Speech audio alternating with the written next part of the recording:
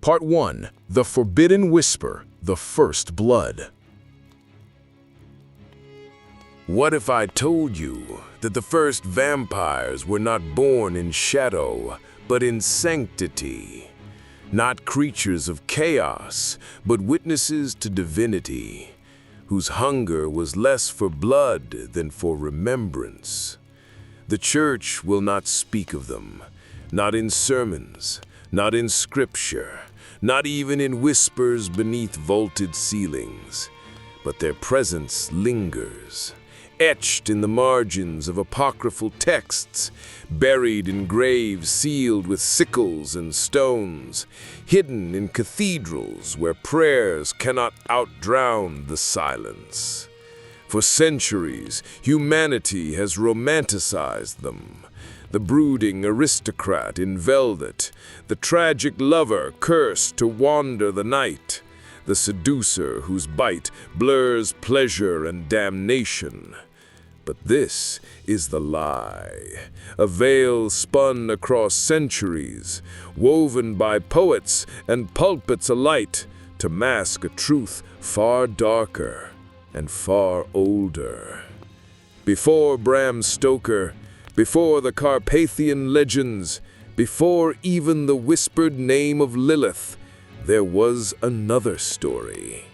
A story of beings who drank not merely to survive, but to carry memory, to hold within themselves the sins and sorrows of mankind.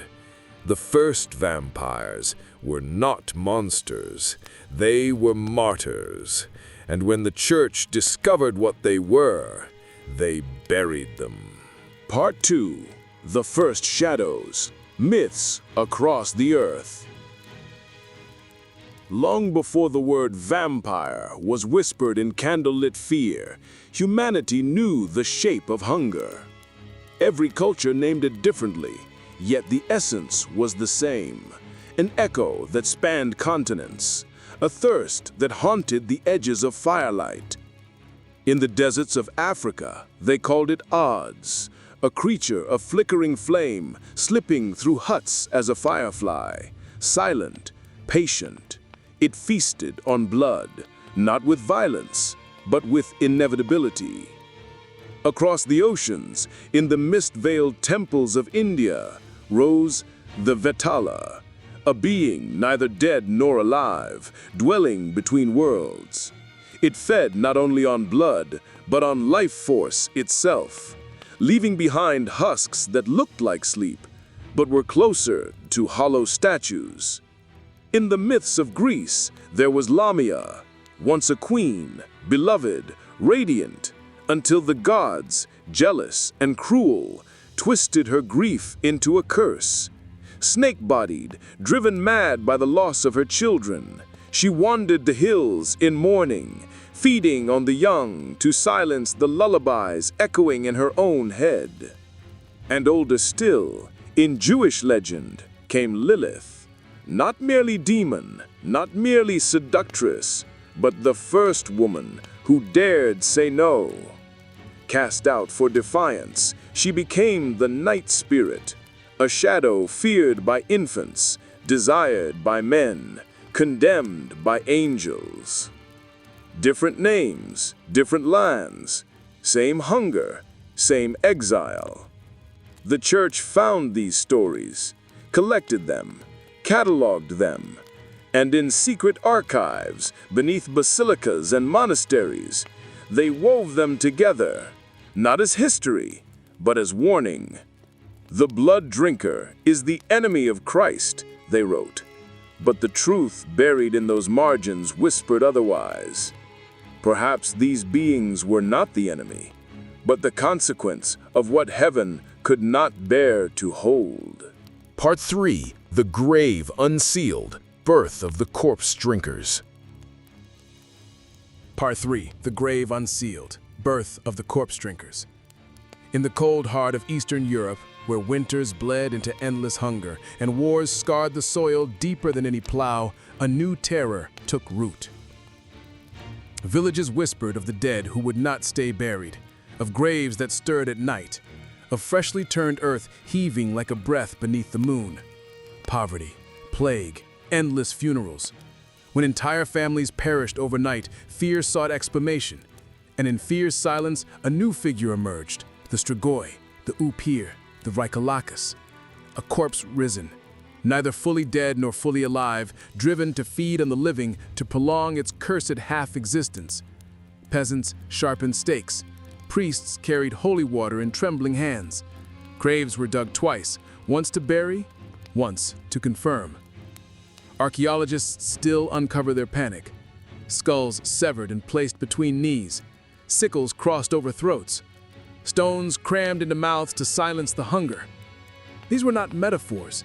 These were measures. Desperate rites against a terror no sermon could calm. The church watched. At first, it dismissed these tales as peasant superstition, but when outbreaks of vampirism spread faster than plague, the Vatican dispatched its own, silent inquisitors who walked the line between priest and executioner. They studied the corpses, recorded their rituals, and in the darkest corners of their archives began compiling something even more dangerous, a manual. They never called it by name, but the whispers remain. A codex of the first vampires, locked beneath keys that even saints feared to touch. For the first time, the church understood. This was not simply folklore. It was memory. And memory, when feared, becomes heresy. Part 4. The Sealing, when the church made monsters. The panic spread faster than plague. Villages burned their dead. Rivers ran black with ash. Every shadow was suspect. Every knock at the door, a warning. The church could not ignore it any longer. If faith was to hold, fear had to be chained. Papal decrees were whispered, never read aloud. Orders dispatched not to cathedrals, but to crypts. Priests who carried crosses in daylight descended into graves by night, bearing not scripture, but stakes. What they found was never recorded in sermons, but in secret archives the testimonies remain. Corpses exhumed with blood fresh at their lips, hearts that refused to still, eyes that opened when sunlight struck the coffin. The church did not seek to understand, it sought to bury. Names were erased, origins burned. The stories of Lilith, Lamia, and Vitala were bound together, rewritten as demons, cautionary tales to frighten children and silence questions.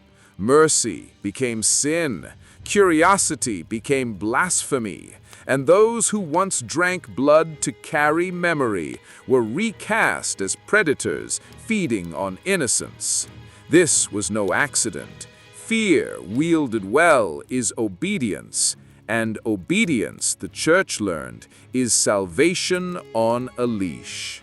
But beneath basilicas and sanctuaries, in vaults no pilgrim will ever see, the truth was sealed away. For every vampire burned in the square, another was caged below, studied, catalogued, forgotten. The faithful above sang hymns of triumph, but the walls below remembered screams. Part 5. The Velvet Curse, when monsters learned seduction. Centuries passed, plagues waned, empires shifted, and the church's silence held. But something changed. The vampire, once a corpse feared in muddy graves, began to rise in velvet halls. No longer the starving peasant, now an aristocrat, refined, magnetic, a predator draped in elegance, not rot. It began with whispers in poetry. Heinrich August Ozenfelder's The Vampire, mocking purity, seducing the devout.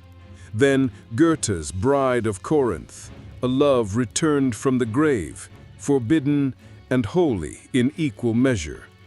The myth spread like perfume and plague. across candlelit salons, across drawing rooms where the elite toyed with forbidden longings. The church adapted. It did not destroy these stories.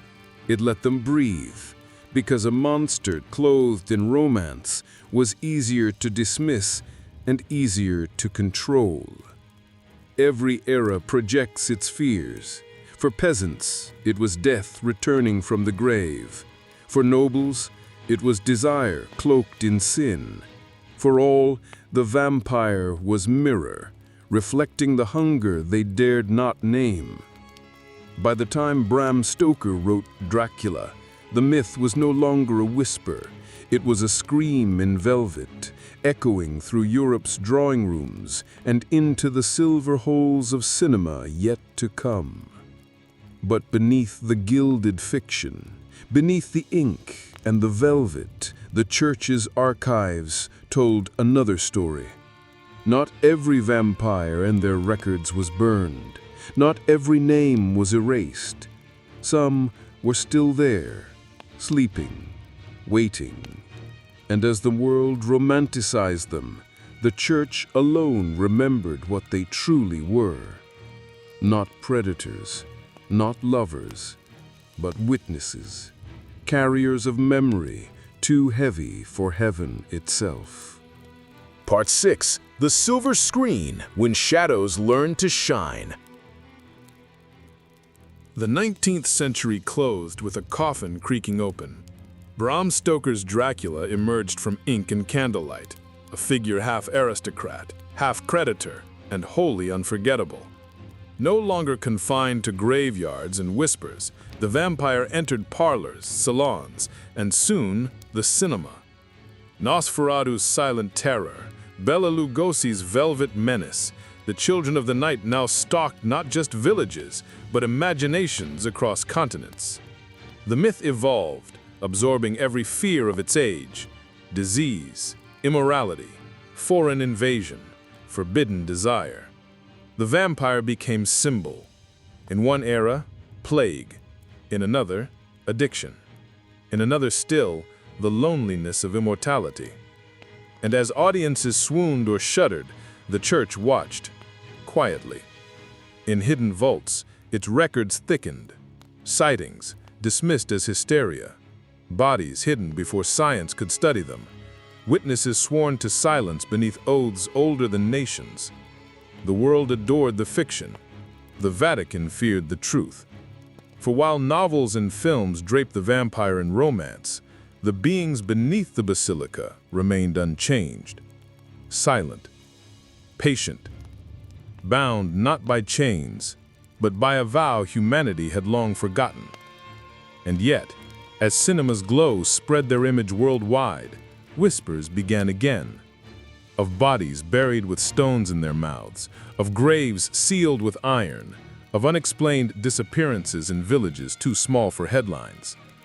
The church tightened its grip, for the myth was no longer fading, it was feeding. Part 7. The Mirror, When the Vampire Reveals. The modern age came with cameras, satellites, and faith in science louder than faith in prayer. Graves were exhumed by archaeologists, not priests. Ancient corpses unearthed, mouths sealed with stones, sickles rusted across their throats. Headlines called them folklore, legends, artifacts of superstition. But in Vatican vaults, the hum remained. The church no longer burned vampires, it studied them. In laboratories disguised as sanctuaries, in catacombs masked as archives. They were not chained, they did not flee, they waited. Because the hunger of the vampire was never just for blood, it was for memory, for meaning, for the life they had lost when heaven closed its gates to mercy. And humanity, in its rush toward progress, forgot what they truly were. We dressed them in silk. We crowned them with tragedy. We turned them into lovers, into icons, into monsters we could desire without shame. But every myth is a mirror. The vampire, forever outside, forever longing, shows us the shadow we try to bury, our terror of death, our obsession with beauty, our craving to escape the weight of time, no matter the cost. In the reflection of the vampire's eyes, we see our own hunger staring back. And perhaps that is why the church hides them still, not because they are evil, but because they remind us of the sins we cannot unlearn. Part 8. The Silence When the Blood Remembered. They did not rise with fire, nor fall with wrath. No prophecy announced their leaving. No scripture marked the hour. One night, the vault was full. By morning, empty. No doors were broken, no chains undone, no blood spilled. Only silence, a silence so deep it hummed. The guards swore they had heard singing, a melody woven through the stone, so soft it felt like memory itself, pulling at the edges of their sleep. When they awoke, the cells were bare. The church sealed the vault. Records were buried deeper still. The faithful above never knew. But in hidden corridors, old priests whispered to one another. We did not imprison them. They were waiting for us. And some nights, when the wind moves strangely through the basilica, candles flicker without reason. A faint hum trembles in the walls, a harmony older than any hymn. Where did they go? Back to heaven? Down to hell? Or into the spaces between stars, where light and shadow are the same? No one knows. Perhaps we were never meant to. But when the night grows quiet enough, listen closely. You might hear it, the song of those who fell for mercy, waiting still for us to ask the right question.